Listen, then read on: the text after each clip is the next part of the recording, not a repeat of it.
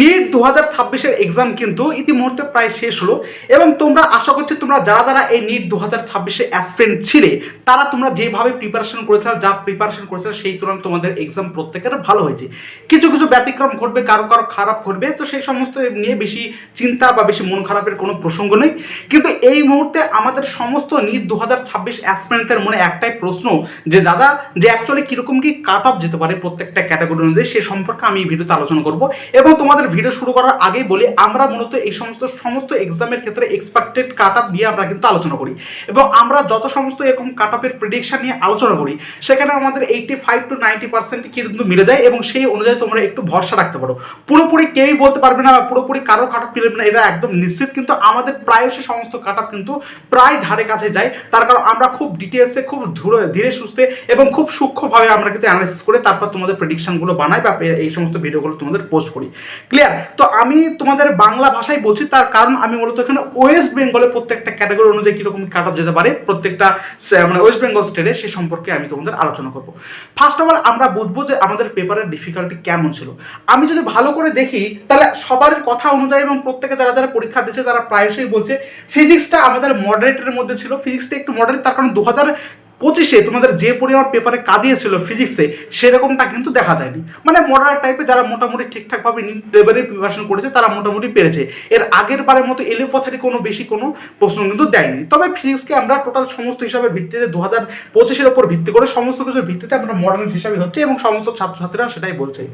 এবার আমি যদি কেমিস্ট্রির কথা বলি তাহলে এখানে ফিজিক্যাল কেমিস্ট্রি এবং ইনঅর্গানিক কেমিস্ট্রি প্রায় সহজ ছিল। ইনঅর্গানিক পুরোপুরি এনসিইআরটি বেস ছিল এবং ফিজিক্যাল কেমিস্ট্রি একদম পুরোপুরি ইজি ছিল, ক্যালকুলেটিভ ছিল, একটু তাও ইজি ছিল।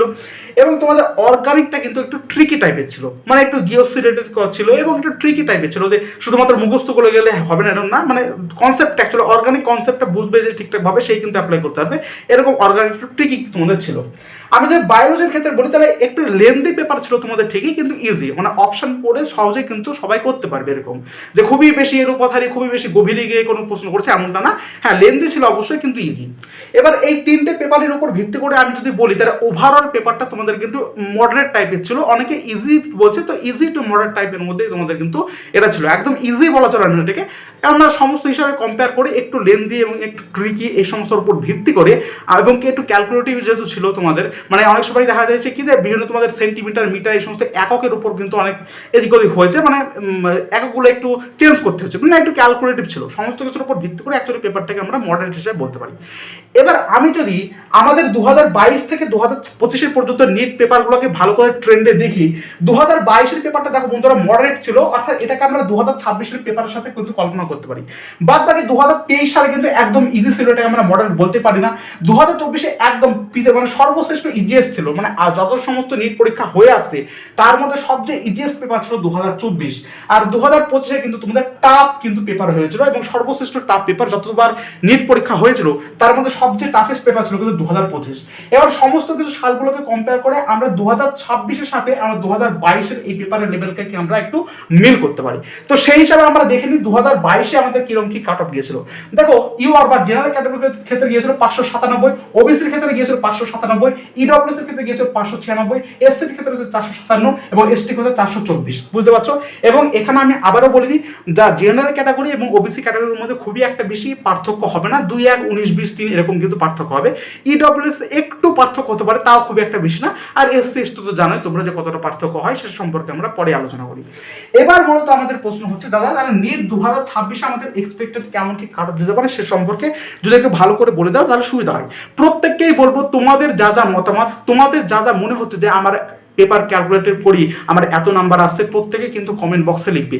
সেই অনুযায়ী ডিটেলসে আরও সুন্দরভাবে পুঙ্খানুপুঙ্খভাবে এমন একটা অ্যানালাইসিস তোমাদের সামনে এনে দাঁড়াবো, একদম ওরকমই কাট অফ তোমাদের মিলে যাবে, আমি তোমাদের কথা দিচ্ছি। প্রায় ধারের কাছে ওরকমই তোমাদের কাট অফ যাবে।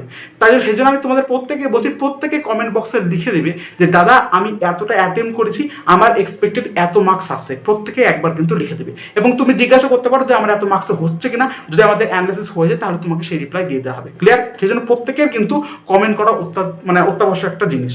এবার আমি দেখো তোমাদের সমস্ত কিছু ক্যালকুলেটিভ করে এই সমস্ত 2022-26 পেপার সমস্তগুলোকে ক্যালকুলেট করে আমি বলি ইউআর যারা ক্যাটাগরি রয়েছে তাদের মোটামুটি কাট অফ যেতে পারে, আমি তোমাদের বলি 605 পর্যন্ত চলে যেতে পারে। তার কারণ 2022 আর 2026 সাথে কম্পেয়ার করলে হবে না।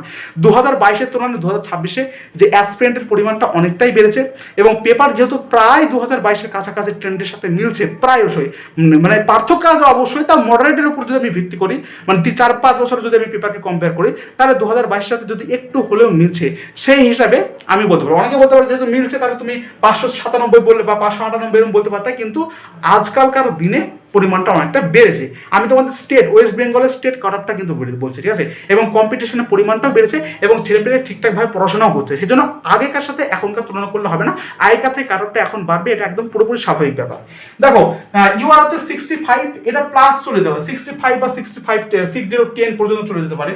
তারপর ওবিসির ক্ষেত্রে এটা 603 প্লাস, আমি স্টেটের ক্ষেত্রে বলছি। ইডব্লিউএস এর ক্ষেত্রে 598 প্লাস এরকম যেতে পারে।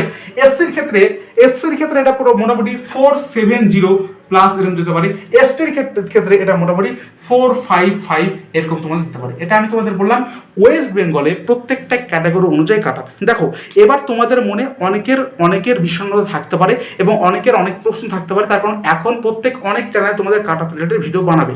তো সেই হিসাবে যদি আমি এটা বললাম তোমাদের ওয়েস্ট বেঙ্গলের ক্ষেত্রে আমি বললাম, সেই হিসাবে এখানে কোনো তর্ক করে লাভ হবে না আপাতত, কারণ কাটা প্রত্যেকে নিজের মতামত একটা নির্দিষ্ট ধারণা বলবে, কিন্তু আমাদের যেহেতু প্রায়শই মিলে সেজন্য একটু ভরসা রেখে এটা বলতে পারো।